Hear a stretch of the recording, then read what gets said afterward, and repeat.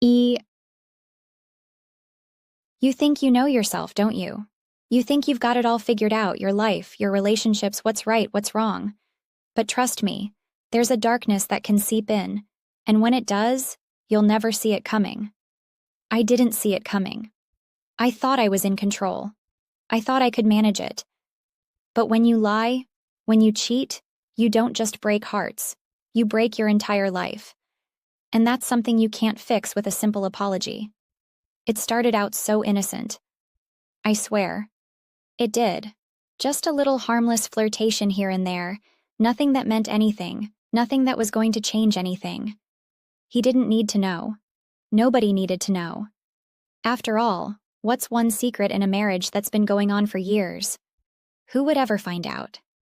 But that's the thing about secrets. They have a way of bubbling up to the surface when you least expect it.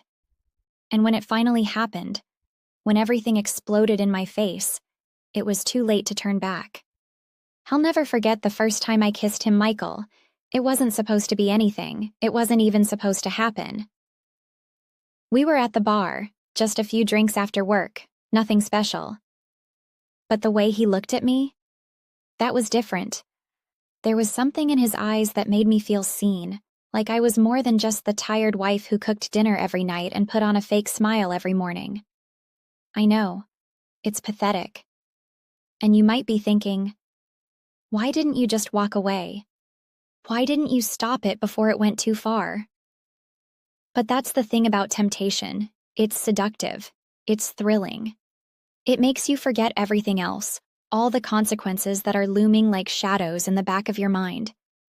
When his lips met mine, it was a spark, a fire. The thrill of doing something I knew I shouldn't, the rush of breaking every rule I had spent my whole life following. But that kiss wasn't the end of it. It was the beginning. And from that moment on, I was caught in a web I couldn't escape.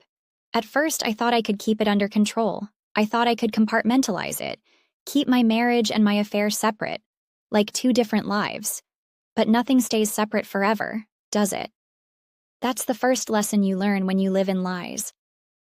I remember that first night I lied to my husband. My voice shaking, my hands cold. Yet I somehow managed to pretend everything was fine. He asked where I was, why I was late. And I told him I'd been working late. I could see the doubt in his eyes, but he didn't push it, not yet. He didn't know I was slipping through his fingers, that my mind was already with someone else, someone who made me feel alive in ways I hadn't felt in years. It wasn't just the sex. God, no. It was more than that. It was the power, the control, the freedom I felt.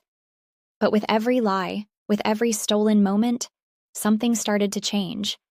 Something inside me twisted and hardened. I started looking at my husband differently. I started feeling resentment for the man who loved me unconditionally.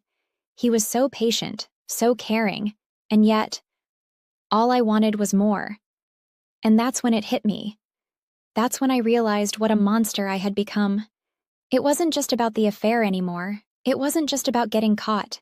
It was about everything that was happening inside me. The guilt started to eat me alive. I couldn't sleep. I couldn't focus. I started second-guessing everything. But I couldn't stop. I couldn't stop seeing Michael, couldn't stop the pull he had on me. It felt too good, too addictive to just walk away. I was drowning in it. You know what's worse than cheating? The way it makes you feel like you're living in two worlds. One where everything is perfect on the surface, and the other where you're hiding your darkest secrets, lying to the one person who trusts you the most. I remember the first time my husband looked at me and said, "I trust you." He had no idea that my trust was slipping away from him every day, piece by piece. I couldn't even look him in the eye anymore. Every smile felt like a betrayal. Every kiss, every touch was a lie. But it wasn't just him who started to feel the cracks. It was me. I could feel the cold distance growing between us, but I couldn't stop it. And Michael? He wasn't helping. The more I was with him, the less I wanted to go back to my life. I started fantasizing about a life with him, one where everything was raw, real, and untamed. But that's the thing about fantasy. It's never what it seems. I thought I could keep it all together, keep both sides of my life balanced. But it was a house of cards. And one small gust of wind would knock it all down. And one day, that gust came. I'll never forget the moment everything came crashing down. It was a quiet evening, a typical night at home, when the phone rang. It was Michael. And for the first time, I felt the tension in the air, the kind of tension that you can't ignore, the kind that makes your heart race. I stepped out of the room to take the call, but when I came back, there he was. My husband, holding my phone. His eyes were wide, his lips trembling, and in that moment I knew. He knew. You can only lie for so long before the truth comes out. And when it did, it wasn't just the affair that hurt him. It was everything I had become. The lies, the distance, the betrayal. I thought I could fix it. I thought I could explain myself, tell him I was sorry, that I was just confused, that I never meant to hurt him. But no apology can undo the damage I had done. You can't put the pieces back together once they've shattered into a million pieces. And now, here I am, alone, staring at the ruins of my own making, trying to piece together who I am, who I was, and whether I'll ever be able to forgive myself. The truth is, cheating isn't just a mistake. It's a mirror to your own soul. It shows you things about yourself that you never wanted to see. And the consequences? They go far beyond just the people you hurt.